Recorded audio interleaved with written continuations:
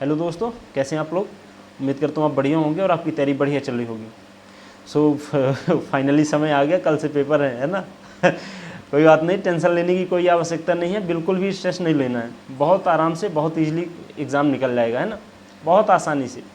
बस आपको कुछ चीज़ें मैनेज करनी है। इस वीडियो में अपन मेनली उन्हीं चीज़ों पे डिस्कशन करेंगे कि जो स्मार्टनेस है एग्ज़ाम हॉल में, जो स्मार्टनेस दिखानी है वो कैसी होती है, वो कैसे अपन थोड़ा सा स्मार्ट तरीके से और बेटर कर सकते हैं एग्ज़ाम हॉल में, है ना। तो सबसे पहले ये जान लेते हैं कि अपन को एग्ज़ाम सेंटर में लेके क्या क्या जाना है। तो आपने अगर रूल बुक पढ़ा होगा और अगर आपने एडमिट कार्ड निकलवाया होगा तो उसमें आपको इंस्ट्रक्शन दिए ही होंगे कि आप अपना एडमिट कार्ड, आधार कार्ड, फ़ोटो और ट्रांसपेरेंट पेन लेके जाना है, ठीक है। और खैर कोविड के चलते मास्क और सैनिटाइज़र वगैरह भी उन्होंने बताया हुआ है, लेकिन वो कोई आवश्यक नहीं है। आप नहीं भी ले जाएंगे तो कोई दिक्कत नहीं है। आप पानी ज़रूर लेके जाइएगा, ध्यान रखिएगा। पानी की कहीं कहीं किसी किसी सेंटर में थोड़ी किल्लत पड़ जाती है और आप बीच बीच में सिप कर करके पानी ज़रूर पीते रहिएगा।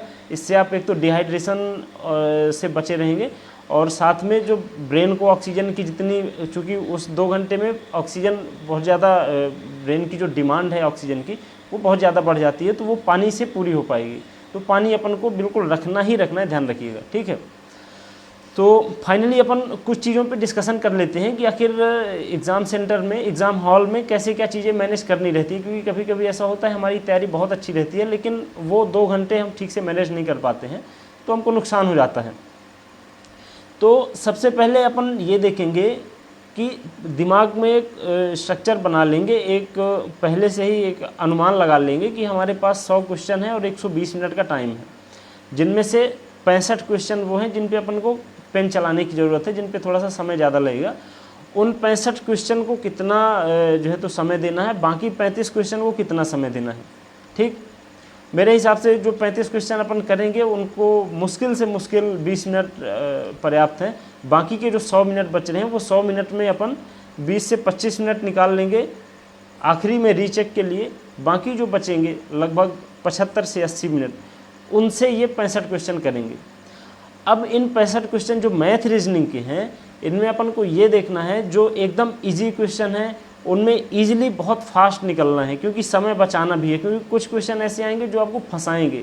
और मैंने फ़िलहाल कुछ समय से नोटिस किया है, खासकर पिछला कांस्टेबल को जो एग्ज़ाम हुआ था वहाँ से मैंने नोटिस किया है कि लेंदी क्वेश्चन देना व्यापक ने स्टार्ट कर दिया है। क्योंकि कंपटीशन बढ़ता जा रहा है, लोगों की तैयारी अच्छी हो गई है, लोगों के पास रिसोर्सेज इतने ज़्यादा हैं कि लोग अच्छे लेवल में पहुँच गए हैं। तो उनको डील करने के लिए कांस्टेबल व्यापम जो है तो पीवी अपना थोड़ा सा लेवल बढ़ाया है मैथ रीजनिंग में।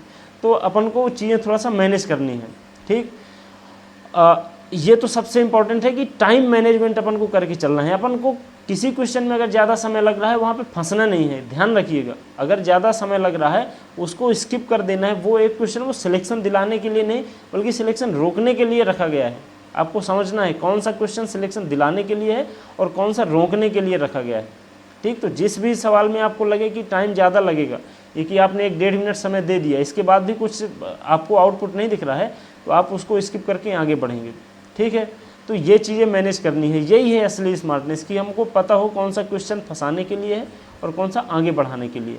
और साथ में टाइम मैनेजमेंट बिल्कुल ध्यान में रखना है। आखिरी के 25 मिनट बचा के रखना है, 20 मिनट 25 मिनट उससे केवल एक बार रीचेक करेंगे प्रॉपर कंसंट्रेशन के साथ। एक एक ऑप्शन देखेंगे किसमें अपन ने सही लगाया, कहीं ऐसा तो नहीं कोई मिस हो गया हो।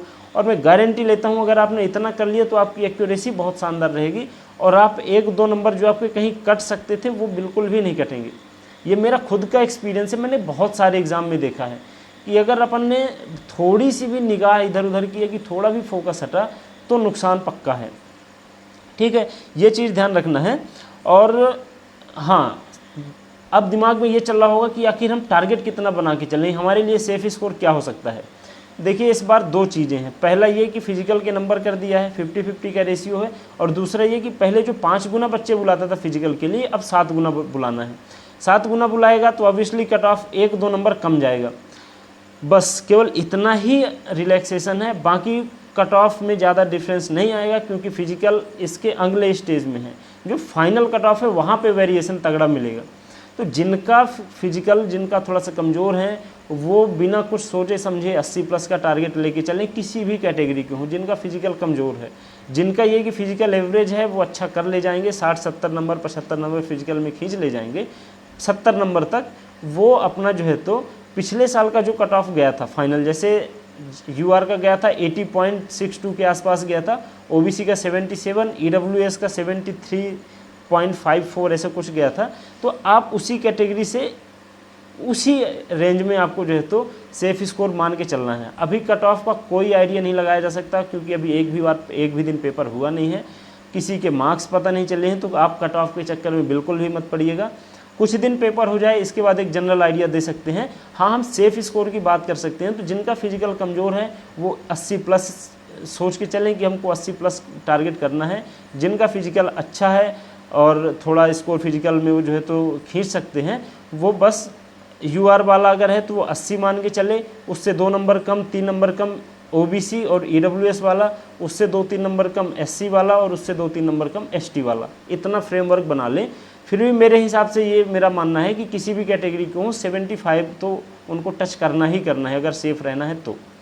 ठीक है, तो सेफ स्कोर यही है कि आप जो है तो 75 प्लस आपको रखना ही है। आप यूआर के हैं और आपका फिजिकल कमज़ोर है, तो आप 80 प्लस का आप एक टारगेट बना के मोटा मोटा आइडिया रख के चल सकते हैं।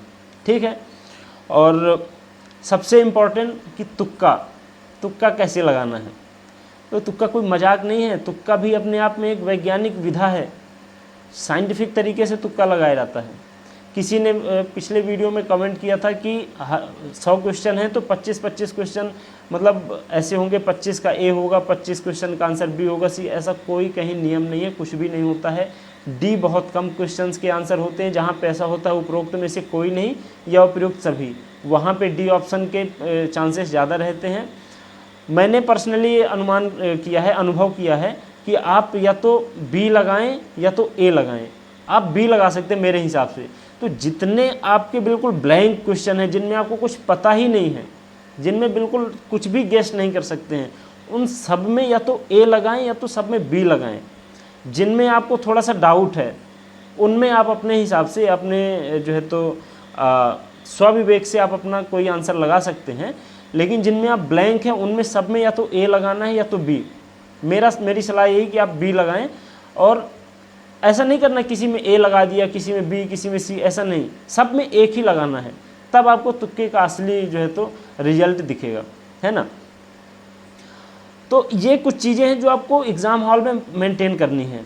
ठीक है, और आप जो है तो चैनल से जुड़ जाइए, और जिनका एग्ज़ाम अभी आगे आने वाले दिनों में है, तो मैं जो है तो हर दिन का एनालिसिस लेके आऊँगा, कैसा क्या एग्ज़ाम का लेवल रहा, क्वेश्चन, सारी चीज़ें।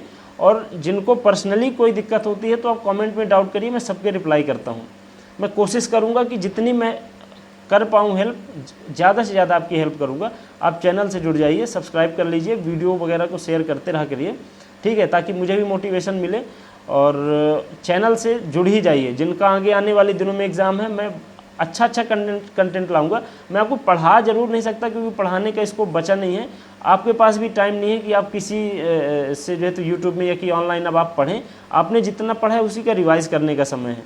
लेकिन वो आपकी पढ़ाई एक तरफ, आपको सही मार्गदर्शन एक तरफ, वो जो है तो बहुत बड़ा रोल प्ले करता है। तो मैं कोशिश करूँगा कि मेरा जितना भी थोड़ा बहुत ज्ञान है, मैं अपना जो भी अनुभव है आपके साथ साझा करूँगा, तो आपको कहीं ना कहीं मदद मिलेगी। मुझे पूरी उम्मीद है कि आपका स्कोर, आपका परफॉर्मेंस, सब कुछ कहीं ना कहीं निखर के आएगा।